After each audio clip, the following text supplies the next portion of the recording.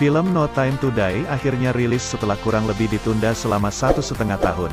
Berikut sinopsis No Time to Die yang dibintangi Daniel Craig dan Lea Seydoux itu. James Bond. Daniel Craig menjalani kehidupan seperti manusia biasa setelah memutuskan pensiun dari MI6. Ia tak lagi menjadi andalan atau menyandang status agen spionase dengan kode 007.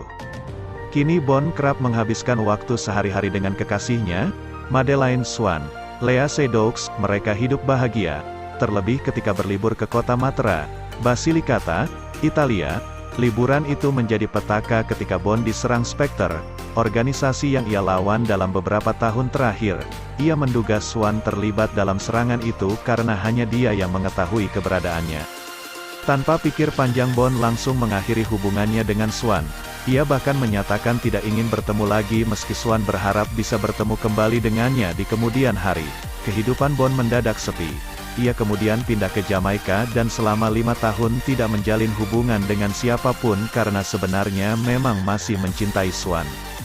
Seketika Bond dihampiri oleh Felix Leiter, Jeffrey Wright, temannya sekaligus agen CIA. Ia meminta bantuan kepada Bond untuk menyelesaikan sebuah misi di Kuba yang berkaitan dengan Spectre. Sejak saat itu ia kembali beraksi sebagai spionase. Misi itu membuat Bond bingung karena ada sosok dan organisasi lain di balik Spectre yang berkuasa, organisasi yang dipimpin Lucifer Safin. Rami Malek, itu bahkan memiliki senjata biologi yang sangat mematikan. Hal itu membuatnya kembali bertemu dengan Ernst Stavro Blofeld, Christoph Waltz, saudara angkat Bond sekaligus kepala organisasi Spectre. Namun, Bond tidak mendapat jawaban genah. Mau tak mau Bond harus menyelidiki organisasi misterius itu sendiri. Ia juga harus siap dengan segala kemungkinan yang bisa membahayakan nyawanya. No Time to Die merupakan film James Bond ke-25 sekaligus yang terakhir bagi Craig. Usianya sudah tua sehingga tak lagi sesuai dengan konsep si mata-mata yang abadi, di usia 33 tahun. Produser Barbara Broccoli meminta media dan penggemar untuk berhenti berspekulasi tentang pemeran James Bond. Menurutnya aktor pengganti Craig baru akan diungkap setelah No Time to Die dirilis.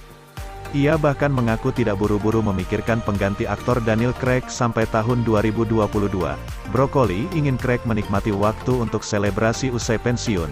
Ia mengaku beruntung bisa mendapatkan Craig untuk memerankan agen spionase berkode 007 itu sejak film Casino Royale, 2006.